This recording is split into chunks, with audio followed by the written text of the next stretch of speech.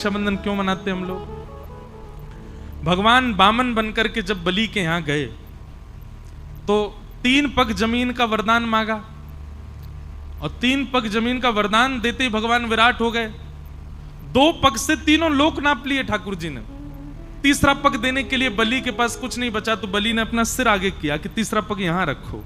तो ठाकुर जी इतने प्रसन्न हो गए बलि से, बोले वरदान मांगो, क्या चाहिए? तो बलि ने माना जो मांगूंगा सो दोगे? बोले हाँ देंगे।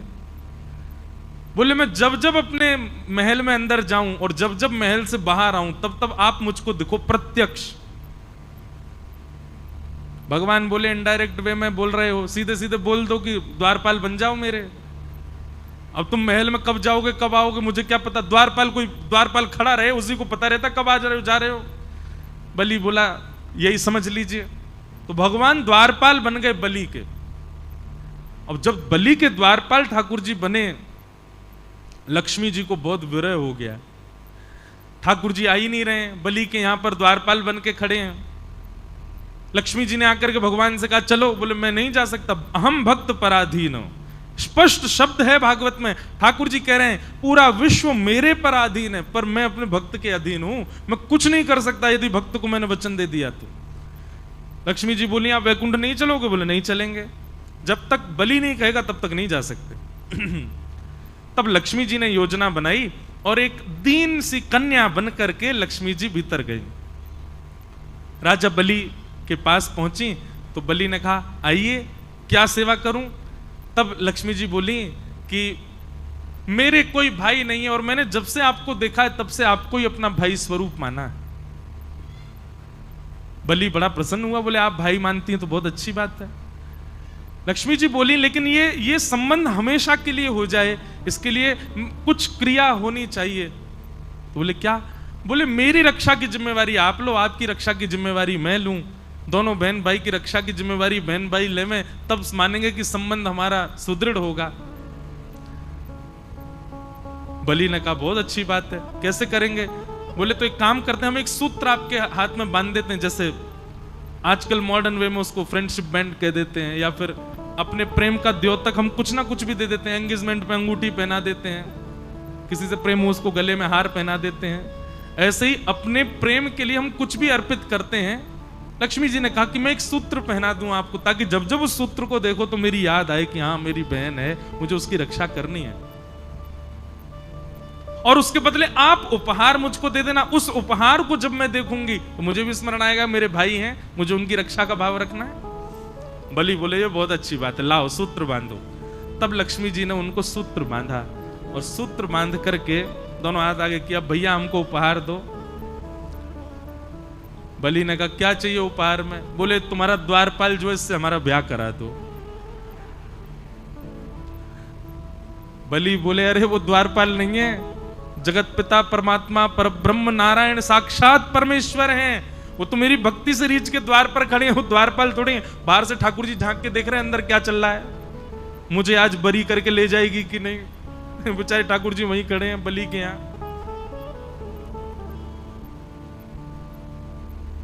लक्ष्मी जी बोली भैया अब वही मांगा है तो वही चाहिए मुझे, आप मेरा ब्याह। अरे संभव ही नहीं है, उनका ब्याह केवल पराम्बा जगदम्बा लक्ष्मी से होता है, वो और किसी का वर्ण नहीं करते।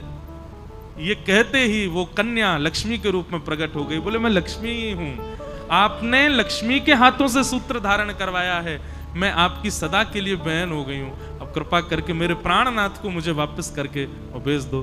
तब बलि ने कहा ऐसे नहीं दूंगा, आप विवाह मांगा है तो फिर मेरे ही भवन में आपका विवाह होगा, मेरे सामने। मैं दुनिया तो कन्यादान करती है, मैं पुरुष दान करके दूंगा, तब ले जाना। ऐसा भाव बताते विनोद में। तो फिर ठाकुर जी का विवाह हुआ और जिस प्रकार कन्यादान होता है ऐसे ठाकुर जी का दान किया बलि ने, लक्ष्मी जी को ले जाओ। तब से ये प्रथा है कि श्रावणी के दिन ये हम लोग रक्षा सूत्र अपनी बहन से बंधवाते हैं और उसी को रक्षाबंधन का उस दिन भैया वो साक्षात लक्ष्मी हैं, उनको प्रणाम करो, उनको वंदन। सब भाई लोग ध्यान से सुनो, उनको प्रणाम करो, वंदन करो, चरण छुओ, छोटी बड़ी जो भी है। और सुनिए पैर एक हाथ से नहीं छूने चाहिए, दोनों हाथ से छुओ और हो सके तो सर रख के प्रणाम करो, लक्ष्मी स्वरूप मानो। बंधुओं, ये आजकल जो भारत में हो रहा है ना, ये इसीलिए हो रहा है क्योंकि हम अपनी बहनों का ही सम्मान नहीं कर पा रहे हैं, तो बाहर की कन्याओं का कैसे करें? नित्य अपनी माता जी का, नित्य अपनी बहन जी का आशीर्वाद लो। उनके आशीर्वाद से कम पौरुष तो प्राप्त होगा हमको, कम से कम ये सम्मान करना तो सीखेंगे हम। इसलिए भैया ये रक्षा सूत्र, रक्षाबंधन का त्योहार खूब प्रेम से आप लोग मनाइएगा, और जो जो माताएं बहनें यहाँ पे कर सकें, जाते जाते जिसको भी भाव लगे एक एक सूत्र पंडरीनाथ भगवान के चरणों में भी दे जाना। इनसे बढ़िया भैया कौन होगा? बहुत बढ़िया भैया हैं। इसी नाते से सही आपको बार बार आना भी पड़ेगा, हमारे भाई हैं श्री पंडरीनाथ। और यहाँ तो अवसर है, बाकी मंदिरों में तो आप सूत्र बांध ही नहीं सकते, पर यहाँ सूत्र तो शायद ना बांधने दे, पर सूत्र को उनके पास तक पहुंचा तो दोगे। इनको ही भाई बनाओ। तो हे मोहे नाते अनेक मानिए जो भावे।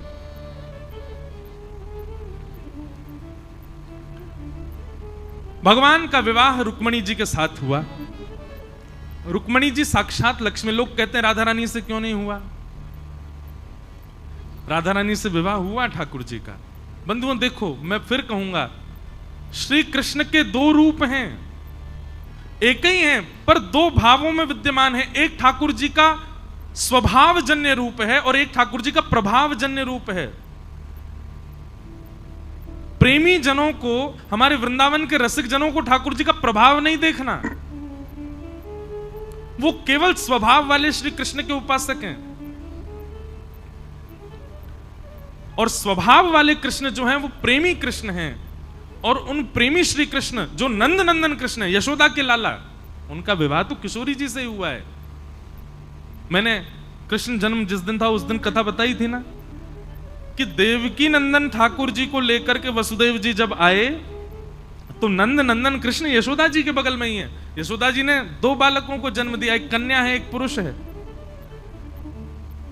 योग माया के कारण वसुदेव जी को लाला दिखा नहीं वहां पर, अपना लाला जैसे ही वहां पर सुलाया तो वो लाला जो यशोदा जी ने जन्म दिया और जो देवकी जी का आया, दोनों एक ही हो गए। और उन्होंने फिर लीला की। जब राक्षस को मारना होता था तो देवकी नंदन स्वरूप आगे आ जाता था, और जब लीला करनी होती थी प्रेम की तो नंद नंदन स्वरूप। जब मथुरा से ठाकुर जी, वृंदावन से मथुरा गए तो दोनों विलग हो गए। देवकी नंदन ठाकुर जी आगे की यात्रा पर गए, नंद नंदन तो वृंदावन में ही रह गए। वो सदा किशोरी जी के ही हैं। देवकी नंदन ठाकुर जी, उनका विवाह रुक्मणी जी से हुआ।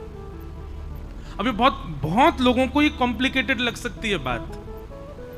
अब उसके आपके जो मन में असमंजस है उसके निराधान के लिए तो वृंदावन आना पड़ेगा, वृंदावन में रहना पड़ेगा, वहां के रसिक जनों की बातें सुननी पड़ेंगी। और नहीं तो हम आमंत्रण करें 29, 30, 31, 1, 2, 29 अगस्त से 2 सितंबर तक हम वृंदावन में कृष्ण लीला पर 5 दिन चर्चा करेंगे। वहां इसका और विस्तार से प्रवचन करेंगे, वो सुनना अगर आ सको वृंदावन तो। 5 दिन केवल ब्रज लीला कृष्ण लीला रहेगी, तब हम और विस्तार से बताएंगे। तो नंद नंदन श्री कृष्ण का विवाह तो किशोरी जी से हुआ, देवकी नंदन ठाकुर जी का विवाह रुक्मणी जी से हुआ। ये एक बात। दूसरी बात, किशोरी जी ठाकुर जी से विलग नहीं है। किशोरी जी कौन है? ठाकुर जी की ही आह्लादनीय शक्ति है। अपनी शक्ति से प्रेम किया जा सकता है, अपनी शक्ति को स्वीकार किया जा सकता है, पर विवाह तो उससे किया जाता है जो हमसे विलग हो, जो हमसे अलग हो। किशोरी जी अलग नहीं है ठाकुर जी से। और सबसे बड़ी बात, विवाह उससे किया जाता जो आपसे अलग है, विचारों में अलग, देह में अलग, आत्मा में अलग, सब चीज में आपसे अलग है। अलग वस्तु को स्वीकार किया जाता है, पर जो अपनी है उसको थोड़ी स्वीकार करते हैं। इसलिए प्रकट भागवत में विवाह का वर्णन नहीं, पर गर्ग संहिता आदि ग्रंथों में किशोरी जी से ठाकुर जी का विवाह हुआ। ब्रह्मा जी ने कराया, बांडीर वन में कराया, खूब आनंद से कराया, उसकी पूरी कथा आती है।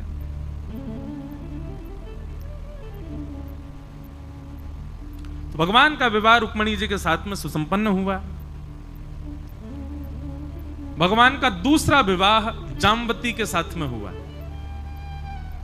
एक सत्राजित नाम का यादव रहता था, द्वारिका में। उसके पास एक मणि थी, उसका नाम था सत्राजित मणि,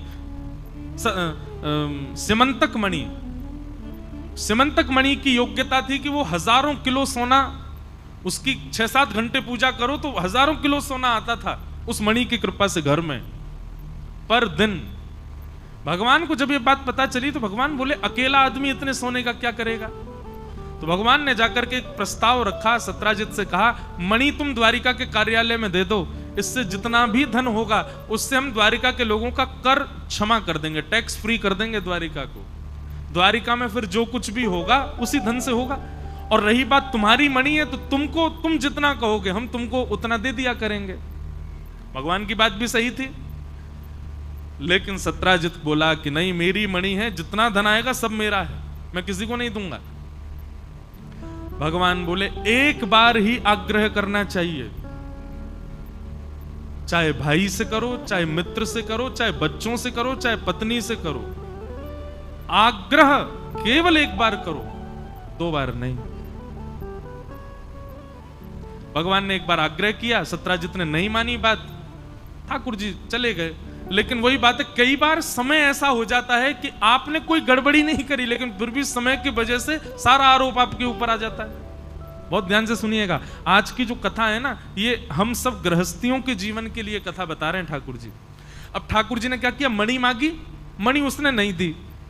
3 दिन बाद सत्राजित का छोटा भाई प्रसेन वो मणि पहन करके कहीं गया, सबको दिखाता हुआ जा रहा था, वन में जैसे गया शेर ने मार करके उसकी मणि अपने पास रख ली।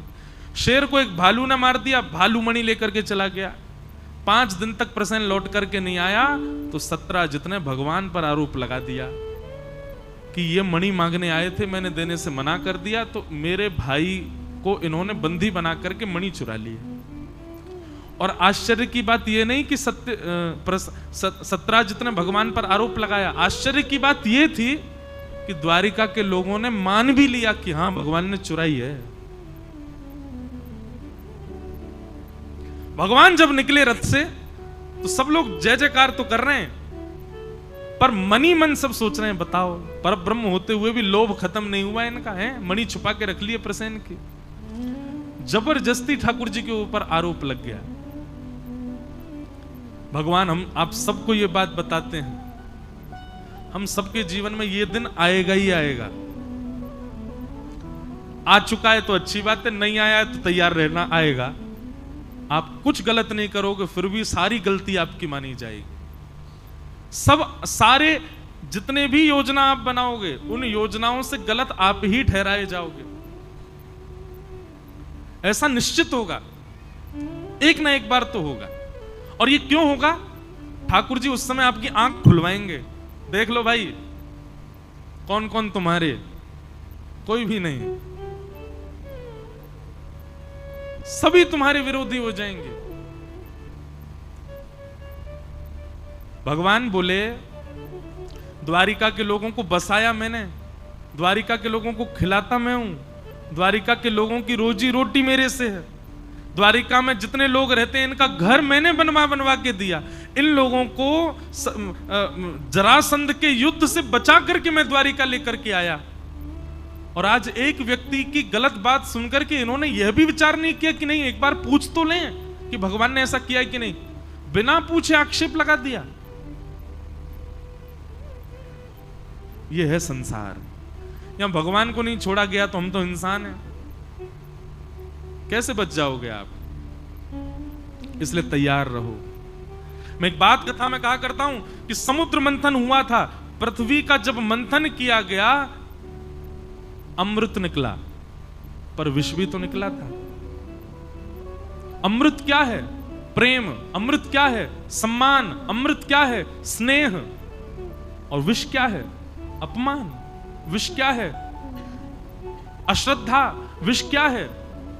आपके प्रति अविश्वास। तो जब अमृत पीने का शौक है तो विष पीने की भी योग्यता रखो। आज बहुत सम्मान यदि मुझे मिल रहा है तो मैं इस बात के लिए भी तैयार हूं कि कल को असम्मान भी हो सकता है। आज बहुत प्रेम मिल रहा है तो कल को क्रोध भी सहना पड़ सकता है सबका, और ये जीवन में आएगा सबके।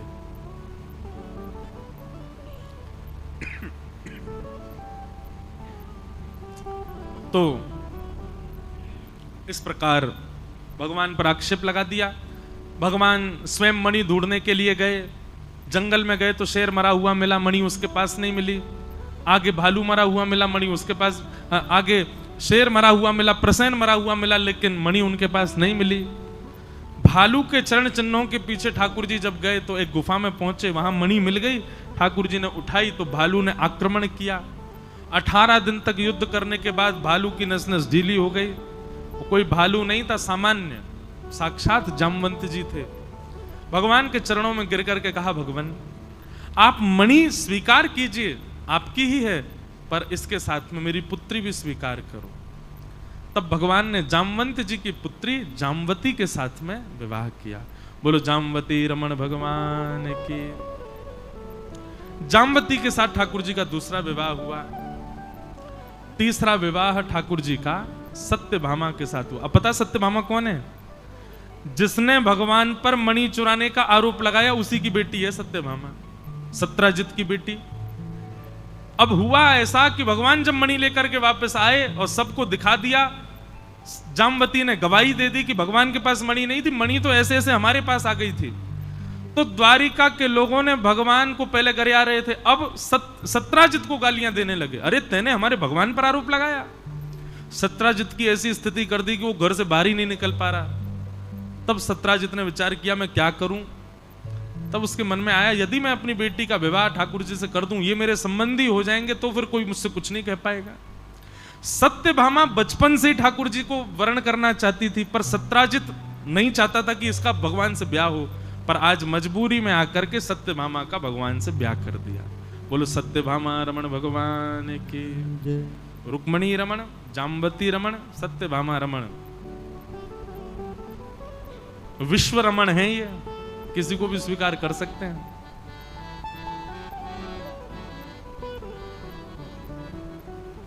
चौथा ब्याह ठाकुर जी का हुआ। श्याम सुंदर श्री यमुने महारानी की जय। श्री यमुना जी के साथ ठाकुर जी का चौथा ब्याह हुआ। मीठे रस से भरोड़ी महारानी लाग। भगवान का विवाह श्री यमुना जी के साथ में सुसंपन्न हुआ। इस प्रकार भगवान के अष्टधा प्रकृति के साथ में विवाह हुए। पृथ्वी, जल, अग्नि, वायु, आकाश, ये 8 प्रकृति ही भगवान की 8 पत्नियां हैं प्रमुख। बहुत सावधानी से, बहुत ध्यान से सुनिए। पृथ्वी, जल, अग्नि, वायु, आकाश, ये बाहर की 5 प्रकृतियां हैं हमारी, और मन, बुद्धि और अहंकार, ये 3 भीतर की प्रकृति है। वैसे तो भीतर भी 4 प्रकृति हैं, मन, बुद्धि, चित्त, अहंकार, अंतःकरण, चतुष्टय।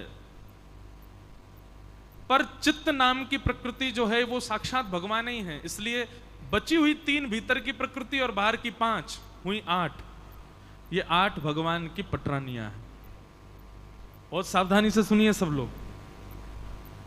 भगवान ने किसी स्त्री विशेष से ब्याह नहीं किया है, अपनी ही बनाई हुई प्रकृति से ठाकुर जी विवाह कर रहे हैं। सत्यभामा भूमि का स्वरूप है, रुक्मणी जी अग्नि का स्वरूप है, कालिंदी यमुना जल का स्वरूप है, मित्रविंदा वायु का स्वरूप है, लक्ष्मणा आकाश का स्वरूप है।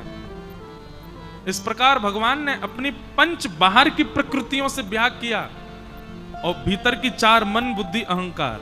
इस प्रकार 8 मुख्य ब्याह हुए भगवान के। एक प्रकार से भगवान ने पूरी दुनिया बनाई है, तो विवाह करके केवल ठाकुर जी रजिस्ट्रेशन कर रहे हैं, है सब ठाकुर जी का ही। अब बच्चे 16,100, ये कौन है? भौमासुर नाम का एक दैत्य था, उसके यहां पर 16,100 राजकुमारियां बंधी थीं। उसका संकल्प था 20,000 होने पर उनसे विवाह करूंगा, हठ पूर्वक, जबरदस्ती। उन 16,100 राजकुमारियों ने मनी मन ठाकुर जी से प्रार्थना की कि हमारी रक्षा करो नाथ। तब भगवान गए और जाके भौमासुर का वध करके उन कन्याओं को मुक्त किया। और सबसे कहा अपने अपने घर जाओ अब आप। तब सबने एक साथ ब्रह्मा जी से प्रार्थना की, भूयात पतिर में मह्यम। मतलब कितनी अच्छी देखो योजना है। 16,100 राजकुमारियों ने जैसे ही कारागृह में भगवान प्रवेश किए तो भगवान को देखते ही, एक दूसरे को नहीं पता है पर सबके मन में ये बात आ रही है कि काश मेरा वर्ण ये कर लेते, और यही दूसरी भी सोच रही है, तीसरी भी सोच रही है, चौथी भी, सब एक साथ सोच रही है काश मेरा वर्ण ये कर लेते, मुझसे ये विवाह कर लेते। और सबने विधाता से प्रार्थना की, भूयात पतिर में मह्यम।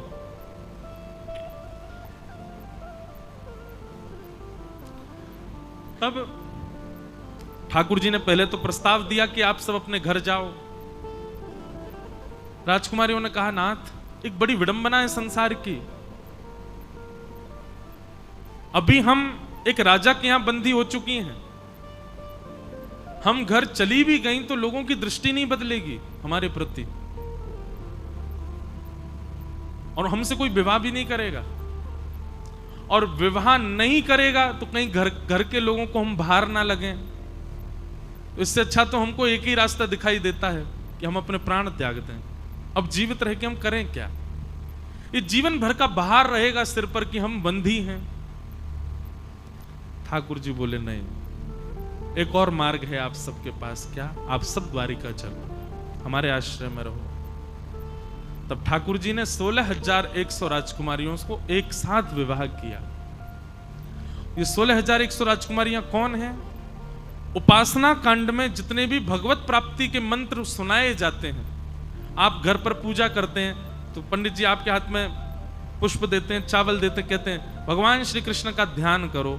उस समय जो मंत्र वो बोल रहे हैं, ऐसे 16,000 कृष्ण उपासना के जितने भी मंत्र हैं वही ये रूप धारण करके आई हैं। उनसे ठाकुर जी ने विवाह किया। ठाकुर जी का किसी कन्या स्त्री से विवाह नहीं हुआ है, अपनी बनाई प्रकृति से, अपने ही उपासना के मंत्रों से ठाकुर जी ने विवाह किया। सबसे बड़ी बात, एक ही समय पर, एक ही काल में, एक ही नगर में ठाकुर जी 16,108 राजकुमारियों के अलग अलग भवन में एक साथ रहते हैं, अलग अलग रूप धारण करके। अद्भुत है ठाकुर जी। यहां पर वर्णन आता है कि नारद जी महाराज आए भगवान की नित्यचर्या, ग्रहचर्या देखने के लिए कि भगवान के ब्याह हो गए, देख के तो आऊं कैसा चल रहा। कोई पत्नी शिकायत तो करेगी भगवान की, इतनी सारी पत्नियां, कोई तो कहेगी कि मुझे टाइम नहीं देते, मुझे समय नहीं देते, उसी के पास ही रहते हैं। नारद जी महाराज गए, सबसे पहले रुक्मणी जी के भवन में प्रवेश किया तो भगवान बैठे हुए थे, प्रसाद पा रहे थे, रुक्मणी जी पवा रही थी। नारद जी जैसे ही आए, अच्छा एक और बात बताएं, भगवान की सब पत्नियों के गुरु जी नारद जी हैं, सबके गुरु जी नारद जी हैं। क्यों नारद जी क्यों है गुरु जी? भगवत आराधना, भगवत संकीर्तन, भगवत सेवा नारद जी सिखाते हैं, नारद जी गुरु हैं। हमारे वारकरियों में भी जब अभंग गाया जाता है तो जो वीणा लेकर के खड़े होते हैं उनको नारद जी का स्वरूप माना जाता है, उनको प्रणाम करके ही अभंग गाते हैं। नारद जी के बिना भगवत सेवा और भगवत, कभी आपको लगता हो कि आपका मन कथा में नहीं लग रहा, आंख बंद करके नारद जी का स्मरण कर लो, आपका मन लगने लगेगा। कभी भजन कीर्तन में मन नहीं लग रहा, सेवा में मन नहीं लग रहा, आप नारद जी का स्मरण करो। पर हां, जैसा टीवियों में देखा वैसा स्मरण मत करना, नारायण नारायण, वो नहीं है नारद जी। उनको तो ऐसा दिखा दिया कि सब देख के उनको हंसते हैं। नारद, जिनकी बात को भगवान भी कभी रद्द नहीं कर सकते, उनका नाम है नारद। यह तो एक सामान्य अर्थ है। दूसरा अर्थ यह है, जो नरों को, मतलब हम सब नर हैं, हम सब प्राणी इंसान हैं, जो नर को दीनानाथ प्रदान करे, दीनानाथ से मिलावे, वो नारद। नारद जी देवदत्ताम मिमां वीणां स्वर ब्रह्म विभूषितां मूर्छयित्वा हरिकथां गायमानश्चराम्यहम्। श्री तुकाराम जी महाराज, श्री नामदेव जी महाराज, इनके रूप में नारद जी दिखते हैं, एक हाथ में करताल, एक हाथ में वीणा। ये नारद जी, उनका स्मरण करो। तो नारद जी महाराज गए तो देखा रुक्मणी जी भोजन पवा रही, ठाकुर जी पा रहे हैं। आई आई ओहो देखो, अरे देवी तुम्हारे गुरु जी आए हैं। आहा, रुक्मणी जी इतनी खुश हो गई, गुरुदेव प्रणाम। ठाकुर जी को प्रणाम नारद जी ने किया, बैठ गए। ठाकुर जी प्रसाद पा रहे, ए रुक्मणी जी जल्दी लाओ, कुछ लाओ नारद जी के लिए। रुक्मणी जी लड्डू लेके आई, गुरुदेव ने पाए। ठाकुर जी जैसे ही हस्त प्रक्षालन करने के, हाथ धोने के लिए गए, नारद जी ने रुक्मणी जी को, इधर आओ, सब ठीक? रुक्मणी जी बोले बहुत बढ़िया। ठाकुर जी समय देते हैं? बोले पूरे दिन यहीं तो बैठे रहते हैं, मैं तो कहती हूँ जाया करो, जाते ही नहीं, बस अपनी सभा में जाते हैं, द्वारिका भ्रमण को जाते हैं, बाकी पूरे दिन मेरे पास ही रहते हैं। अब मुझे तो बड़ी पीड़ा होती है कि सत्यभामा जामवती सब प्रतीक्षा करती होंगी, जाती ही नहीं वहां पे। नारद जी महाराज बोले तो मतलब रुक्मणी की कोई शिकायत नहीं है, तो निश्चित और पत्नियों की तो शिकायत होगी। थोड़ी देर वार्तालाप करने के बाद नारद जी बोले, भगवान अब आज्ञा दो, मैं फिर आऊंगा, जल्दी आना। नारद जी भवन से निकल करके, रुक्मणी जी के भवन से निकल के जैसे ही जामवती के भवन में पहुंचे, अलग अलग महल हैं सबके, जामवती के महल में पहुंच के भीतर प्रवेश किया तो भगवान अपने बालकों के साथ खेल रहे हैं, जामवती बैठी है, और नारद जी वहां भीतर प्रवेश करके देखें तो ठाकुर जी वहां भी बैठे हैं। और नारद जी के प्रवेश करते ही ठाकुर जी, ओहो अरे देखो जामवती, देखो गुरु जी आए, बड़े दिन में आए नारद जी। नारद जी कह रहे हैं कितना नाटक कर रहे हैं, अभी मिले मुझे वहां पे, और कितना नाटक कर रहे हैं, ऐसे बोल रहे हैं जैसे कितने दिन में आया हूं मैं। अरे ठाकुर जी ने भी मन में विचार किया, आज नारद जी को सबक सिखाएंगे बड़ा हमारी दिनचर्या देखने आए। अरे तुम्हारे गुरुजी आए, कुछ लेके आओ, बेचारे भूखे प्यासे होंगे, सुबह से कुछ पता है कि अभी पाक के आए हैं रुक्मणी जी के यहाँ। नहीं नहीं नहीं, भूख नहीं है। सत्यभामा, मेरे घर का नहीं खाओगे नाथ, आप मेरे गुरुजी नहीं है। जामवती बोली, नहीं नहीं जामवती लेके आओ। ऐसे पूछते थोड़ी, गुरुजी को तो पवाना चाहिए, पूछना नहीं चाहिए, लाओ। नारद जी ठाकुर जी को देख रहे हैं, ठाकुर जी भी नारद जी को देख रहे हैं, ले लो देख लो तुम सब। अब सब महा सत्यभामा से पूछा, जामवती से पूछा, ठाकुर जी प्रेम से रहते हैं, बोले बहुत प्रेम करते हैं, पूरे दिन मेरे पास ही रहते हैं, इतना स्नेह देते हैं मैं क्या बताऊं। पीछे से ठाकुर जी भी नारद जी को देख रहे हैं, बोले ढूंढ लो कहीं शिकायत मिल जाए तो। नारद जी महाराज निकल करके जैसे तीसरे भवन में जा तो जोर से दौड़ लगाई नारद जी ने, ये मुझसे पहले नहीं पहुंच जाएं। जैसे ही नारद जी दौड़ लगा करके सत्यभामा के भवन में पहुंचे तो ठाकुर जी सत्यभामा का श्रृंगार कर रहे हैं, तीसरे रूप में दिख गए। और वहां पर भी ठाकुर, अरे अरे अरे देखो नारद जी आए, नारद जी आए, ओहो बड़े दिन में आए, बेचारे बड़े हल्के पतले से लग रहे हैं, कुछ लाओ प्रसाद पवाओ। सत्यभामा प्रणाम करे, नारद जी मनी मन प्रसन्न भी हो रहे हैं और ठाकुर जी से कह रहे हैं बहुत चतुर हो नाथ, लेकिन आपकी लीला आप ही जानो। भगवान 16,108 पत्नियों के साथ एक साथ रहते हैं। भागवत जी में वर्णन आता है, भगवान महाभारत युद्ध करा के जब वापस द्वारिका गए तो पत्नियों में होड़ लगी है कि किसके भवन में पहले जाएंगे, लेकिन द्वारिका में आते ही ठाकुर जी समझ गए कि सब में होड़ लगी है, और यदि किसी एक के पास में गया तो ये आपस में एक दूसरे के प्रति भेदभाव आ जाएगा। तो भगवान ने द्वारिका में आती 16,108 रूप धारण किया और एक साथ हर एक कक्ष में प्रवेश किया। सब पत्नियां कहें आप सबसे पहले कहां गए, बोले सबसे पहले तुम्हारे पास ही आया हूं, झूठ भी नहीं है, सबसे पहले सबके पास गए। तो भाई ठाकुर जी जैसे ठाकुर जी हैं, आप लोग प्रयास मत करो, एक आध ब्याह और हो जाए, हम भी भगवान के इष्ट हैं, कर सकते हैं, हम भी भगवान के अंश हैं। एक ही के रहो जीवन भर, वही बहुत है, उन्हीं को संभाल लो, ठाकुर जी को दे दो दायित्व पूरी दुनिया का, एक ही से संभल लो, एक ही को संभाल लो बस। एक बात कहें आपको, शास्त्र आज्ञा करते हैं दुनिया में सबसे बड़ा व्रत क्या है? सारे जप फीके उसके आगे, सारे नियम फीके उसके आगे, सारे व्रत फीके उसके आगे, सारे यज्ञ फीके उसके आगे। और वो व्रत क्या है? पत्नी का पति के प्रति पातिव्रत और पति का पत्नी के प्रति पत्नी व्रत। यही मेरी सर्वस्व है, इसके अलावा बाकी सबको प्रणाम। अगर वो व्यक्ति एकादशी भी ना कर पाए, अगर वो व्यक्ति नाम जप आदि में भी थोड़ा कच्चा रह जाए, चलेगा, उसका वही व्रत इतना बलवान होगा, उस व्रत से ही वो ठाकुर जी को प्राप्त कर लेगा। हमारी बात बहुत ध्यान से सुनिएगा। अगर आपने एक पत्नी व्रत धारण कर लिया, व्रत कैसा है कि अब चाहे साक्षात स्वर्ग की अप्सरा उर्वशी आ जाए सामने तो भी नीची नजर है, हाथ जोड़ ले, नहीं हमारे सर्वस्व यही हैं। केवल इस व्रत में आप रह लिए ना तो आपको सामर्थ्य मिल जाएगी इस भाव की कि आपके उस व्रत के प्रसन्नता पर ठाकुर जी आपको प्रत्यक्ष दर्शन दे देंगे। कोई पत्नी व्रत धारण कर ले, एक पति व्रत का, महाराज श्री दत्त भगवान के प्रसंगों में कहीं ऐसा वर्णन है, बड़ी कथा मुझे स्मरण में नहीं, पर वहां ऐसा वर्णन है कि जब पत्नी पतिव्रता होती है और पति पत्नी व्रत होता है, केवल एक, इसके अलावा कोई नहीं, मन में भी भावना आवे तो उसको इतनी योग्यता मिल जाती है कि वो अगर सूर्य को आज्ञा कर दें कि आज उदय नहीं होना है तो सूर्य उदय नहीं होगा उस दिन। वहां कथा आती है कि एक पतिव्रता नारी थी, उसके आगे कोई भविष्य कथन करने वाले आए, उनसे उन्होंने पूछा कि मेरा पातिव्रत सदैव बना, ऐसा आशीर्वाद दो।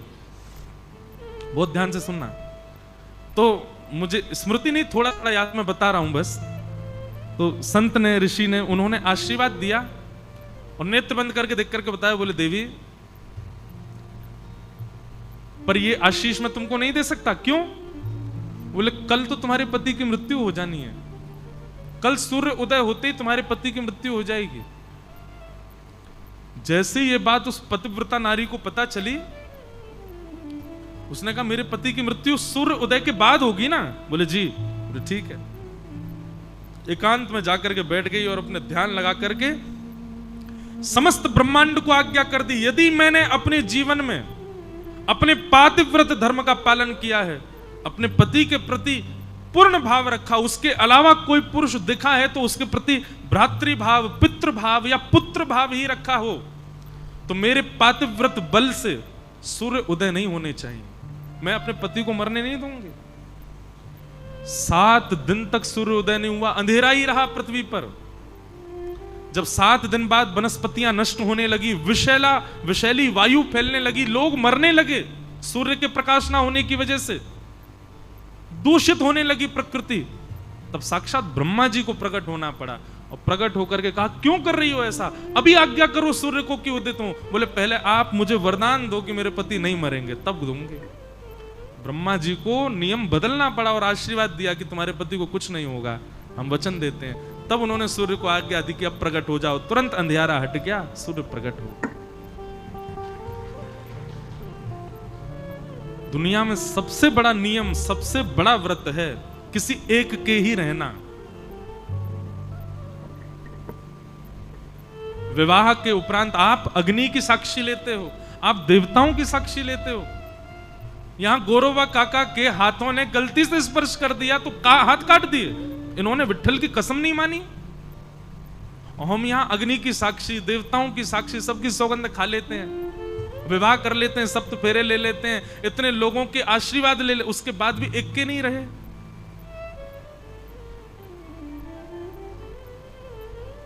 कुछ परिस्थितियों में यह बात लागू नहीं, पर जब सब ठाकुर जी की कृपा से अनुकूल है तो इस व्रत का पालन करो। ये बहुत ऊंचा व्रत है, श्रेष्ठ व्रत है। तो भगवान इस प्रकार अपनी समस्त पत्नियों के साथ रहते हैं।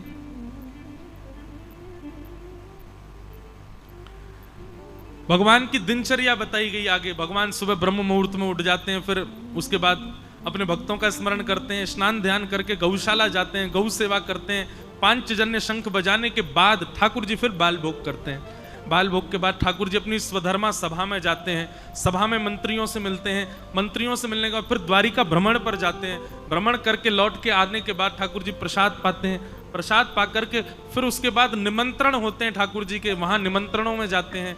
निमंत्रणों से लौटकर आने के बाद पुनः गौशाला जाके गौ सेवा शाम को करते हैं। फिर संध्या वंदन करने के बाद रात्रि प्रसाद परिवार के सब लोगों के साथ बैठ के पाते हैं और रात्रि में शयन करते। इस प्रकार भगवान की पूरी दिनचर्या बताई भागवत में।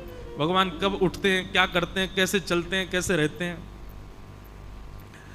आगे राजसूय यज्ञ हुआ पांडवों का। भगवान उसमें भीम और अर्जुन के साथ जरासंध के यहाँ गए, जरासंध का वध करवा करके 20,000 राजकुमार जो बंदी थे उनको मुक्त करा के राजसूय यज्ञ में गए। राजसूय यज्ञ में सबने अलग अलग व्यवस्थाएं ली थी। किसी ने भोजन की व्यवस्था, किसी ने मेहमानों को तिलक की व्यवस्था, माला पहनाने की व्यवस्था, दक्षिणा की व्यवस्था। भगवान चुपचाप कोने में बैठे थे। सबने पूछा आप क्या करोगे? बोले जितने लोग यज्ञ में आएंगे सबकी पादुकाओं की संभालने की व्यवस्था हमको दो। और भगवान ने ये व्यवस्था अपनाई यज्ञ में। यज्ञ हुआ। यज्ञ में अग्र पूजा किसकी हो, सबसे पहले पूजन किसका हो, यह प्रश्न जब प्रकट हुआ तो सबने प्रस्ताव दिया कि भगवान श्री कृष्ण की अग्र पूजा करो। ये पूछने की बात ही नहीं है, सबसे पहले उन्हीं की करो। इस बात को सुनकर के शिशुपाल नाराज हो गया, 100 गालियां देने लगा। 100 से अधिक जैसे ही हुई भगवान के सुदर्शन चक्र ने सर धड़ से अलग कर दिया। उसको 100 गालियों की अनुमति थी। 100 से अधिक होने पर ठाकुर जी की अब इसमें एक ने मुझसे पता क्या प्रश्न किया, महाराज जी आप कहते हो सहनशील बनो, भगवान ही नहीं सह पाए, 101 होते ही सुदर्शन चक्र चला दिया। मैंने एक दिन कथा में कहा था ठाकुर जी नाराज नहीं होते, ठाकुर जी कोपित नहीं होते, पर ठाकुर जी के चारों ओर अनंत योगनियां, अनंत शक्तियां भ्रमण करती रहती हैं। आपके गलत क्रिया पर वे नाराज होकर के आपको दंड देती हैं, ठाकुर जी नहीं देते। भगवान ने जब शिशुपाल का जन्म हुआ तो इनकी मां को वचन दिया था, ये 100 गाली भी मुझको देगा तो मैं इसको नहीं मारूंगा, क्योंकि भगवान जानते थे कि बिना 100 गाली दिए तो इसके भोजन नहीं होगा। जब भगवान का रुक्मणी जी से विवाह हो गया तब से तो इसने भगवान उससे पहले से ही शत्रु मानता था। रुक्मणी जी से विवाह के बाद तो इसकी और, क्योंकि रुक्मणी जी की शिशुपाल से सगाई हो चुकी थी। आज जरासंध यहां राजसूय यज्ञ में भगवान कृष्ण आए, इसका ईर्ष्या बढ़ने लगी ठाकुर जी को देख के। फिर उसके बाद रथ में से जब रुक्मणी निकली तब तो ये जली गया पूरा, बोले कि बताओ ये मेरी पत्नी होने वाली थी, अब ये कृष्ण के साथ है। उसके बाद अनिरुद्ध, प्रद्युम्न आदि भगवान के पुत्र आदि निकले तो इससे देखा ही नहीं गया, बोले ये तो मेरे पुत्र होते आज, अगर रुक्मणी से मेरा ब्याह होता तो। वो तो पहले से ही नाराज बैठा था भगवान से, लेकिन जब अग्र पूजा के लिए भगवान का नाम बोला गया तब तो उससे सहन ही नहीं हुआ। इतनी गालियां दी भगवान को, 100 से अधिक होते ही भगवान के सुदर्शन चक्र ने उसका सर धड़ से अलग कर दिया। इस प्रकार लीला हुई। आगे भगवान के सूर्य ग्रहण काल पर कुरुक्षेत्र जाना और व्रजवासियों से प्रथम बार 100 से अधिक वर्ष बाद ठाकुर जी मिले, उसकी लीला यहां बताई गई। बहुत विस्तृत बड़ी लीला है। मैंने द्वारिका में इस बार जब लाल जी का उत्सव था तो ब्रज द्वारिका मिलन महोत्सव पर ही कथा, इसी विषय पर ही कथा की थी। बहुत करुण भावमय प्रसंग है। ठाकुर जी अपने सखाओं से, अपनी मैया से, अपने पिताजी से 100 वर्ष के बाद मिले। और सबसे ज्यादा करुण तो तब है कि किशोरी जी से मिलते हैं ठाकुर जी, राधा रानी से। भगवान की सब पटरानियां मिलती हैं, सब बहुत लंबा प्रसंग है। भागवत में तो सूक्ष्म है, अन्य अन्य ग्रंथों में उसका बड़ा विवेचन किया गया। कभी अवसर मिले तो ब्रज द्वारिका मिलन की कथा सुनना, उसमें ही इसका विस्तार है। आगे अब भगवान के परम मित्र सुदामा की कथा आती है। बंधुओं, सुदामा नाम स्पष्ट नहीं, भागवत में है ही नहीं। श्रीमद् भागवत जी में 2 नाम नहीं है, एक तो राधा रानी का, दूसरा सुदामा का। अब लोग इस बात पर बहुत विवाद करते हैं, राधा रानी का नाम, राधा रानी का स्पष्ट नाम भागवत जी में नहीं है। इसका मतलब यह नहीं कि भागवत जी में किशोरी जी का कोई उल्लेख नहीं है। श्री शुक मूर्छित भय माश शठ, सुखदेव जी अपनी गुरु के रूप में राधा रानी को देखते हैं और अपना नाम, देखो शास्त्र आज्ञा करते हैं, अपना नाम, अपनी पत्नी का नाम, अपने पति का नाम, एक पुत्र यदि है तो उसका नाम, गुरु का नाम और जिसका बहुत सम्मान करते हो उसका स्पष्ट नाम उच्चारण नहीं करना चाहिए, शास्त्र मना करते। अब पत्नी पति का नाम नहीं लेती, पर पति लेते हैं, पति को भी नहीं लेना चाहिए। अपना नाम भी नहीं लेना चाहिए बार बार। इंद्रेश ये कह रहा था मेरा नाम इंद्रेश, बार बार अपना नाम भी नहीं लेना चाहिए। एक पुत्र यदि घर में है उसका नाम भी नहीं लेना चाहिए। गुरुजनों का नाम भी नहीं लेना चाहिए। हमारे जो गुरु हैं उनका कुछ इस प्रकार से, पंढरपुर के आदि आदि मठ के महाराज जी, वो हमारे गुरु जी, उनका स्पष्ट नाम उच्चारण नहीं करना चाहिए। जिसका बहुत सम्मान, बहुत स्नेह, बहुत आदर करते हैं उसका भी स्पष्ट नाम नहीं बोलना चाहिए, शास्त्र मना करते हैं।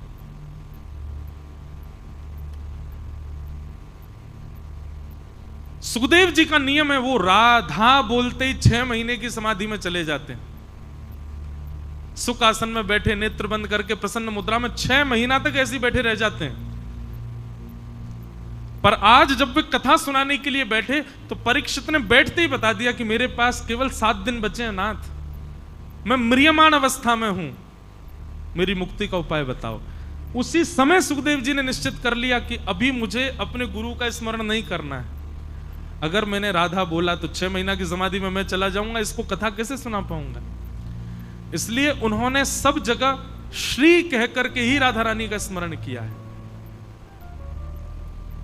और 10वें स्कंद में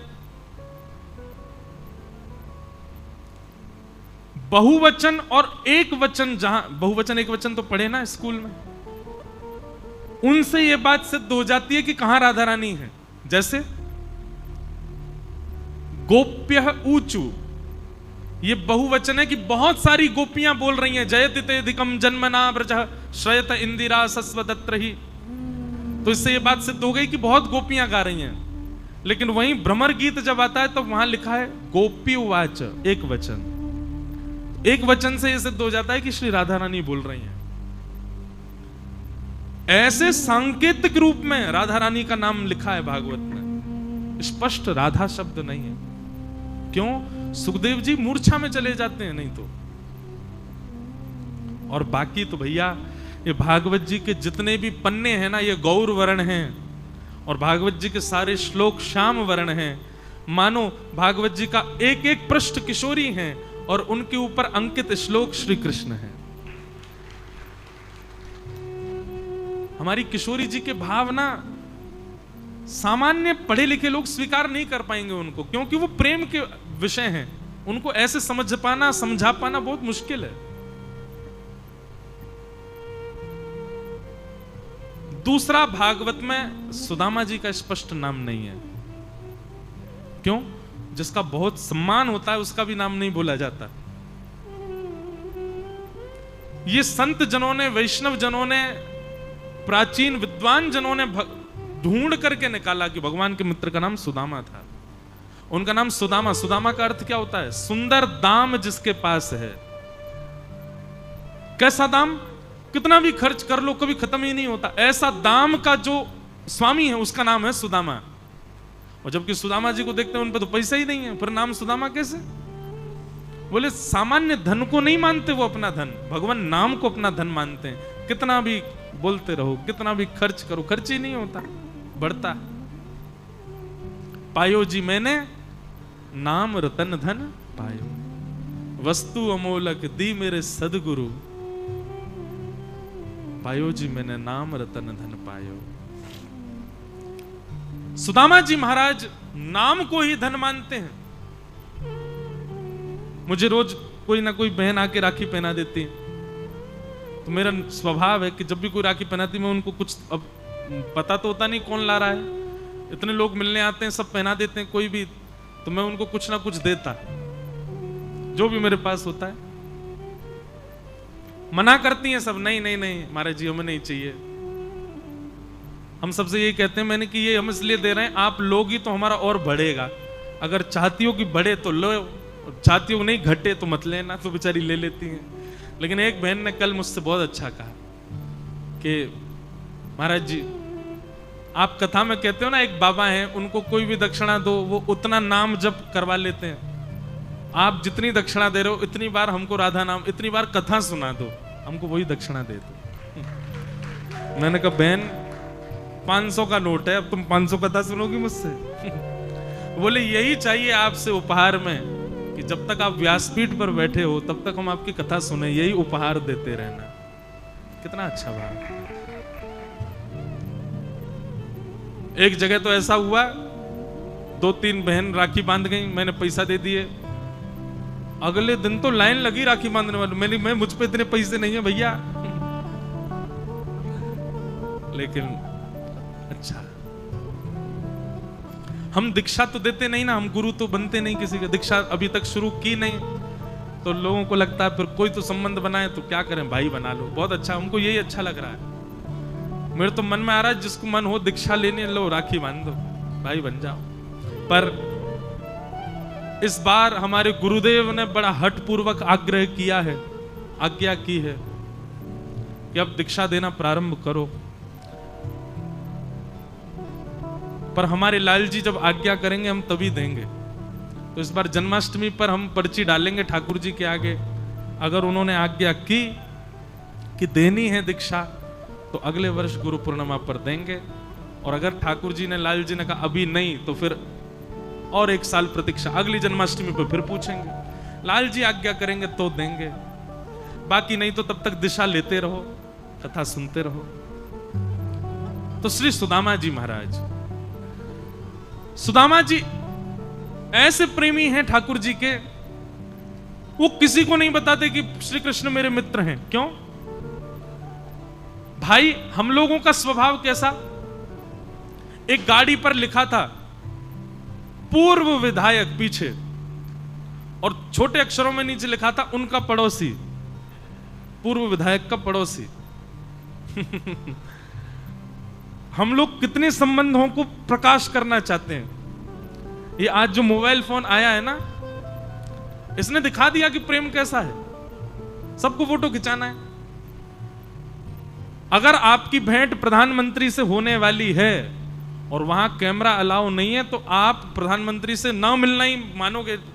ये कोई मिलना है? उसकी कोई स्मृति नहीं है, कोई किसी को दिखाई नहीं पाएंगे।